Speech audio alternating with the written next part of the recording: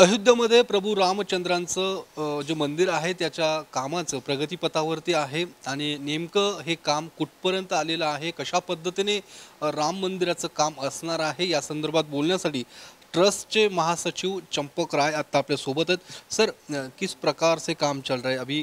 काफ़ी प्रगति पे काम गया है, क्या पूरा अपडेट है?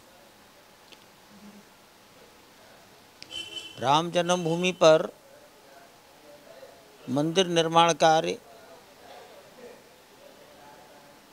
संतोषजनक गति से आगे बढ़ रहा है। हम विचार कर रहे हैं, इस योजना से चल रहे हैं कि आगामी दिसंबर 2023 तक गर्भगृह का पहली मंजिल का काम पूरा हो जाएगा, भगवान की प्राण प्रतिष्ठा हो जाएगी। भक्तगण नए बन रहे मंदिर के गर्भगृह में भगवान के दर्शन करना प्रारंभ कर देंगी और शेष मंदिर का काम साथ साथ चलता रहेगा। वर्तमान में मंदिर की कुर्सी ऊंची करने का काम चल रहा है। कुर्सी को तकनीकी भाषा में प्लिंथ कहेंगे। कुर्सी ऊंची करने का ये कार्य ग्रेनाइट पत्थरों से हो रहा है। ये ग्रेनाइट पत्थर कर्नाटक और तेलंगाना से आ रहे हैं। 5 फीट लंबा, 2.5 फीट चौड़ा, 3 फीट ऊंचा ऐसा एक ब्लॉक, एक पत्थर ग्रेनाइट का आता है। इस प्रकार के 17,000 ब्लॉक एक के ऊपर एक रखे जाएंगे और प्लिंथ का निर्माण पूरा हो जाएगा। 7 लेयर में ये पत्थर रखे जाएंगे। ये प्लिंथ 21 फीट ऊंची होगी, अर्थात 6.5 मीटर ऊंची। गर्भगृह के चारों ओर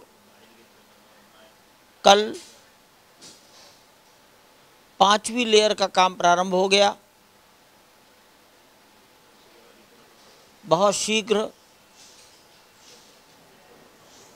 गर्भगृह के ऊपर 5वीं लेयर पूरी होते ही मंदिर के नक्काशीदार पत्थरों का इंस्टॉलेशन प्रारंभ कर देंगे।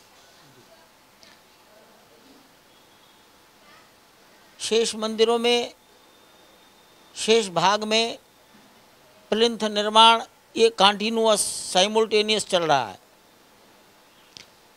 वरीयता गर्भगृह के चारों ओर हो रही है।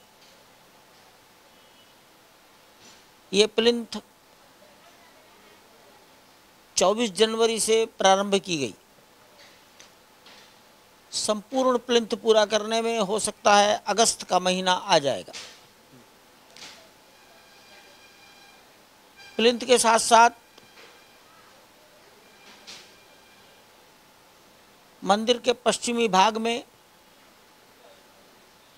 जमीन में बहुत गहराई तक, उतना गहराई जहां जून के महीने में सरयू का जल रहता है। समुद्र तल से अगर माना जाए तो समुद्र तल से 93 मीटर्स अबव, उतनी गहराई के लेवल से एक रिटेनिंग वॉल बन रही है। ये रिटेनिंग वॉल सबसे नीचे की तलहटी में 12 मीटर चौड़ी है। धीरे धीरे ऊपर आ रहे हैं, उसकी चौड़ाई घटा रहे हैं। इस रिटेनिंग वॉल के 2 उद्देश्य हैं। पहला, मंदिर के अंदर के मट्टी के कटान को, मट्टी के बहाव को रोकना और दूसरा उद्देश्य है, यदि आने वाले किसी काल में सरयू मैया का जल मंदिर की ओर आ गया तो मंदिर की रक्षा करना। ये दोनों काम इस रिटेनिंग वॉल से हम पूरे करेंगे। सर ये बताइए कि जैसे कि यूपी के सीएम योगी आदित्यनाथ ने भी यहाँ पे जायजा लिया और पूरे काम पे वो देख रेख उनकी निगरानी है, क्या कहना चाहिए?